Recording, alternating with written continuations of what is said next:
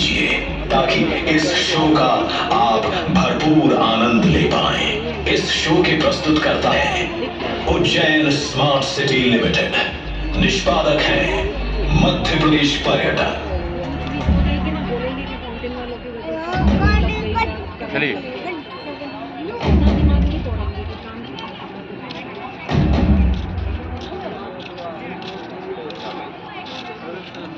चलो रेडी गो वीडियो।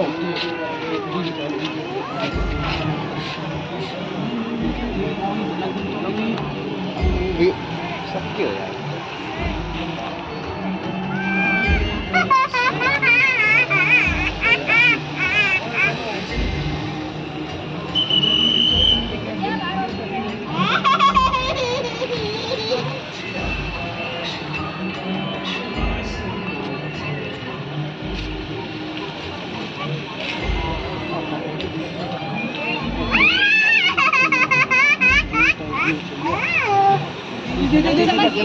जल्दी देख ले रहा है चल पीछे नहीं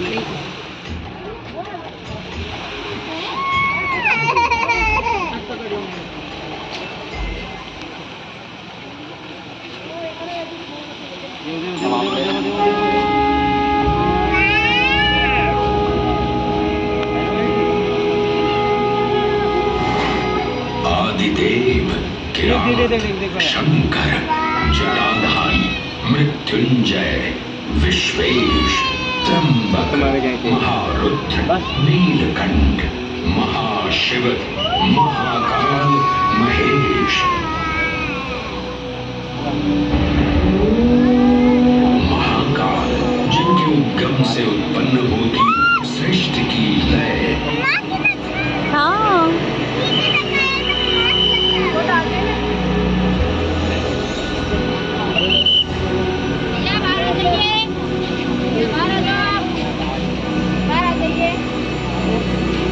जिनकी मूलता में सन्निहित है समस्त ब्रह्मांड की माया।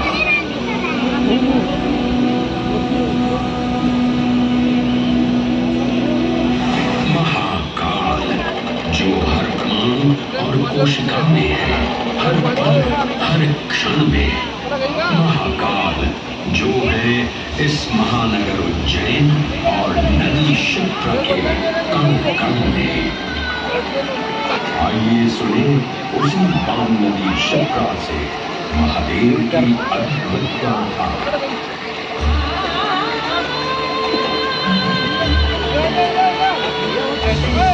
भगवान विष्णु के अवतार वराह गृह से उत्पन्न मैं पवित्र पावनी शिप्रा। उद्गम तो मेरा श्री हरि के हृदय से हुआ, पर मैं प्रवाहित हो रही हूँ महाकाल के चरणों में।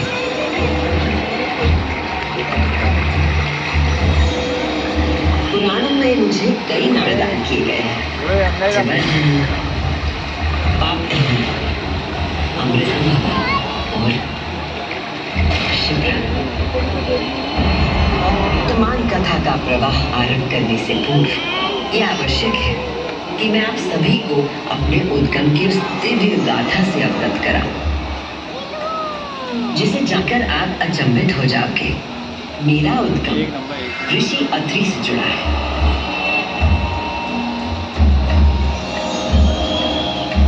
जो सप्त ऋषि में से एक है। जब ऋषि अत्रि ने उज्जैन में 3000 वर्षों की कठोर तपस्या पूरी की और अपनी आंखें खोली, तो उन्होंने देखा कि उनके शरीर से 2 महान प्रकाश धाराएं निकल रही थी। पहली धारा आकाश की ओर गई। कहा जाता है कि वो चंद्रमा में परिवर्तित हो गई।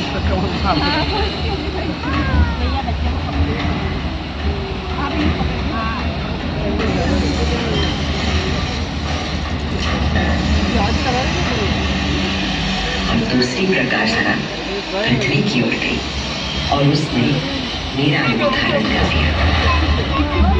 और उस प्राचीन काल से बहती आ रही हूँ मैं, इतिहास, आध्यात्मिकता, दिव्यता की कहानियां अपने साथ लेकर। कहानियां महाकाल की, जो विश्व का आदि और अंत है, जीव का आरंभ और समापन जिनकी इच्छा से होता है, जो इस विश्व की निस्तब्धता और ध्वनि दोनों है।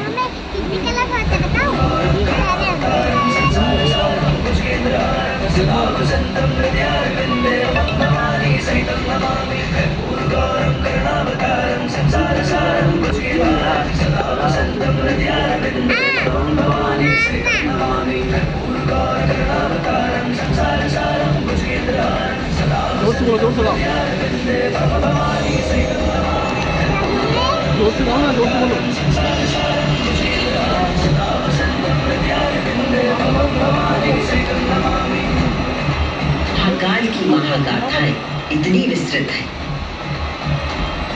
कि वे काल और अंतरिक्ष की सीमाओं को पार कर सकती है। और आज मैं आपको इन कथाओं का केवल एक संक्षिप्त अंश प्रस्तुत करूंगी, केवल कुछ चुनिंदा मोती। समस्त सृष्टि महाकाल की द्वितीय चेतना का संचार है, परंतु जिसके हृदय में स्वयं महाकाल की दिव्य चेतना प्रवाहित होती है, वही है मेरे तट पर स्थित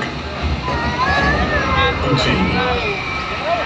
स्कंद पुराण में अवंती खंड के अनुसार अवंतिका यानी उज्जैन में सप्त सागर के अस्तित्व के बारे में बताया गया है, जिनमें से एक है रुद्र सागर।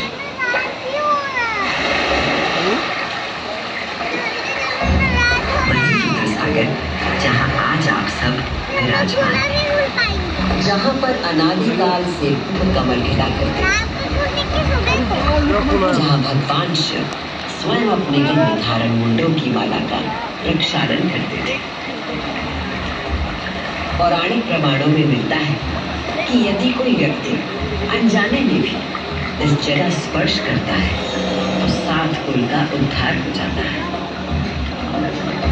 संतजन को मोक्ष और जीव को अकाल मृत्यु से त्राण देने हेतु अवंतिकापुरी में अवतरित देवाधिदेव महाकालेश्वर में कृतज्ञ वंदन अर्पित करती है।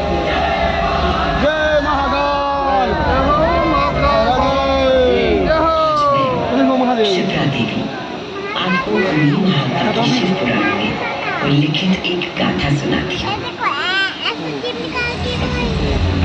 वो महाकाल नहीं, वो काली। ब्रह्मांड के इतिहास में हमारी आकाशगंगा में तो देख ही नहीं पाएंगे, मुख्य से कैसे छोटी छोटी रूम देख ही नहीं पाएंगे। श्रेष्ठ जो बना डालेंगे तो लगेगा बेहोश हो जाएंगे। विवाद हुआ।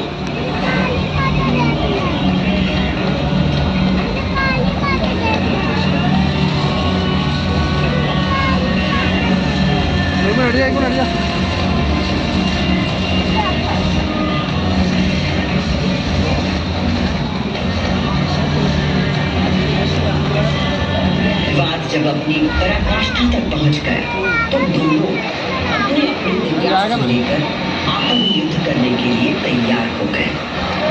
स्वर्ग में हाहाकार मच गया।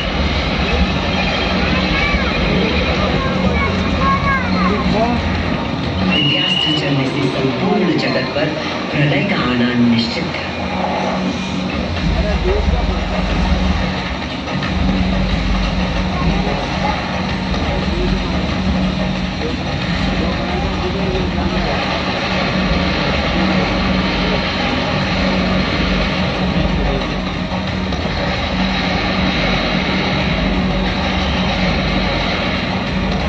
महाभारत देख रहे हैं सृष्टि को उनके प्रकोप से बचाने के लिए और इन दोनों के विवाद को रोकने के लिए भगवान शिव को माया रचनी पड़ी और अकस्मात अग्नि की ज्वालाओं से उठा हुआ एक महान अग्निस्तंभ स्थापित हो गया, जिससे दोनों देवों के दिव्यास्त्र स्वयं ही शांत हो गए।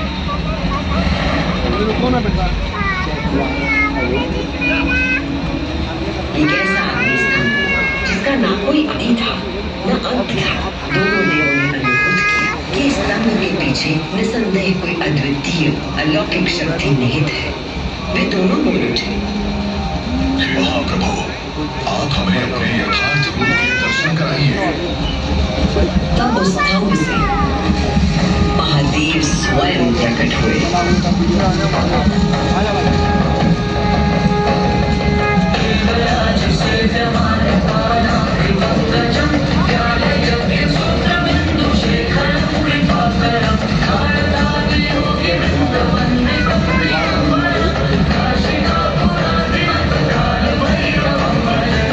उस दिव्य और विराट रूप के पंचमुख थे और प्रत्येक मुख में 3 नेत्र प्रकाशित हो रहे थे।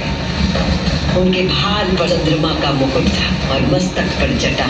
उनका कंठ नीला था। उनकी 10 भुजाएं थी। उनके अंग समस्त आभूषणों से सजे थे। उनके मस्तक पर भस्म का त्रिपुंड था।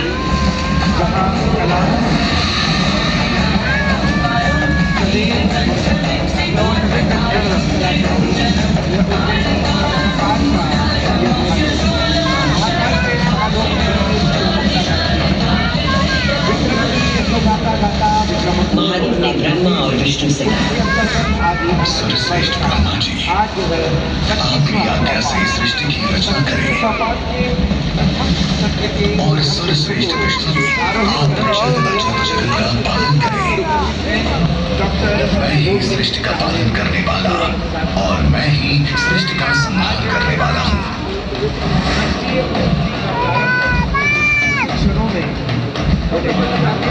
मैं ही ब्रह्मा, विष्णु और रुद्र नाम से 3 रूपों में बता हूँ।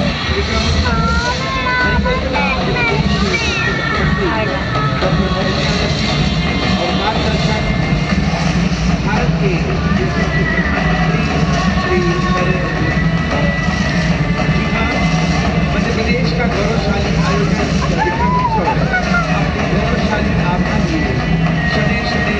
ये कहकर भगवान शिव स्वयं पृथ्वी पर लिंग के रूप में स्थापित हो गए।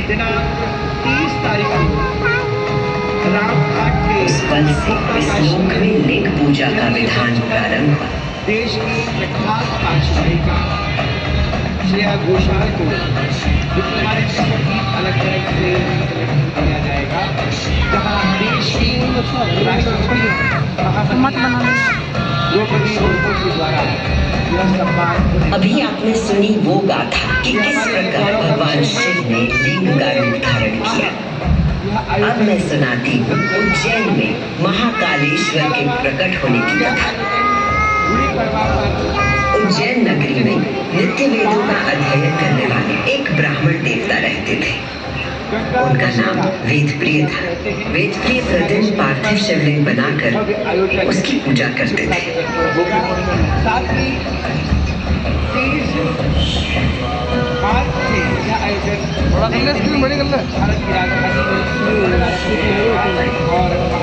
वेदप्रिय के शिव चौपारण और भगवान शिव में आस्था रखने वाले 4 तेजस्वी पुत्र थे। उनके नाम देवप्रिय, प्रियमेधी, सुकृत और सुव्रत। चारों सद्गुणों में अपने धारी पिता से कामना थी। दिनों दिन उनके सद्गुणों में अभिवृद्धि होती रही, जिसके कारण अवंती नगरी उनके ज्ञान के तेज से प्रकाशित होने लगी। उसी समय दूषण नाम का प्रजापति ब्रह्मा की उपासना में लगा।